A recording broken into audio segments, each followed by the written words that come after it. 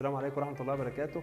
النهارده واحنا بنستلم الوحدة عايزين ننبه على كذا حاجة. دايما وانت بتستلم وحدتك سواء كنت عميل او مهندس لازم تبص على المحارة اللي موجودة. المحارة اللي موجودة طبعا مش احسن حاجة، وبالتالي احنا دايما عشان نطلع بره حتة الموضوع يبقى كويس ولا لا بنكسر المحارة دي او ممكن نزنبرها ونبتدي نشد محاره من جديد. بالاضافه لو السقف عندك مش مظبوط بالشكل ده ممكن تعمله فلات، واحنا كده كده في التصميم بتاعنا فيه فلات. حاجه تانية مهمه قوي لازم تاخد بالك منها، دخلات الكهرباء بتاعتك ودخلات التيار الخفيف. لازم تبقى عارف هو مدخلك كهربتك منين ومدخلك الخراطيم بتاعه الدش وخراطيم اللي هو تيار الخفيف، سواء كان انتركام سواء كان كاميرات. كل الموضوع ده ولازم تراجع طبعا بره الوحده. لو الوحده عندك متسرمكه زي كده لازم تخلي بالك وتشوف كل الشغل بتاعك جاي منين. دلوقتي في هنا صاعد اهوت تيار خفيف وفي صاعد كهرباء، فلازم تخلي بالك من الكلام ده وتشوف دخلاتك داخله للشقه فين عشان تقدر تعمل كونكت ما بين بره وبين جوه.